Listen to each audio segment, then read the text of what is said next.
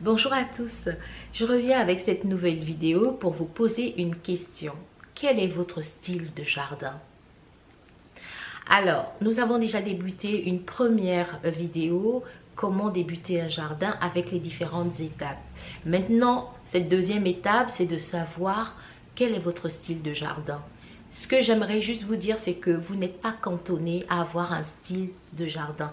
Vous pouvez aimer plusieurs styles de jardin. Et si vous avez un terrain d'amusement beaucoup plus grand, eh ben vous pouvez en fait reproduire ces jardins dans ces espaces-là. Que vous ayez un jardin plein terre, que vous ayez un jardin, un balcon, une terrasse, peu importe, vous pouvez vous amuser comme vous voulez si vous disposez de l'espace. Voilà, donc il existe plusieurs styles de jardin.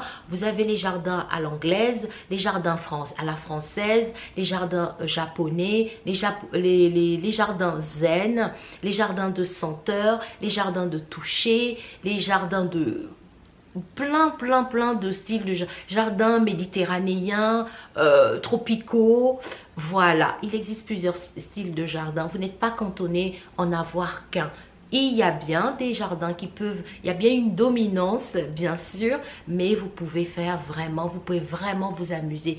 Un jardin n'est pas figé, il est là pour être modulé, changé, parce que plus on grandit avec son jardin.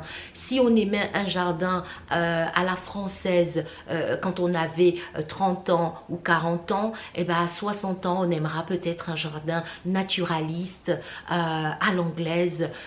Voilà, donc c'est pas figé un jardin, c'est modulable et c'est aussi une expression de notre humeur, de notre vie. Un jardin évolue avec nous. Voilà ce que c'est qu'un jardin. C'est une entité vivante. Et vous devez y exprimer en fait votre sensibilité du moment. Si vous avez 30 ans, c'est la sensibilité de 30 ans qui y sera. Si vous avez 40, 50, 60, eh ben votre jardin bougera en fonction de l'être que vous deviendrez. Alors, par contre, ce qu'il faut savoir aussi, il y a quand même la météo qui est là, il faut faire attention parce qu'un jardin méditerranéen ne pourra pas vraiment se réaliser dans le nord, voilà, et vice versa. Un jardin à l'anglaise ne sera jamais optimal dans le sud. Donc il faut vraiment faire attention au climat, il faut regarder son environnement et ne planter que des espèces qui vont aimer être dans l'environnement dans lequel nous évoluons. Et il y a toujours des arrangements avec les plantes parce que vous savez, les plantes, elles savent être accommodantes et voilà, elles pourront aimer votre environnement et s'y développer. Voilà pourquoi la prochaine vidéo portera sur comment déterminer son type de sol. Et ben je vous dis à bientôt.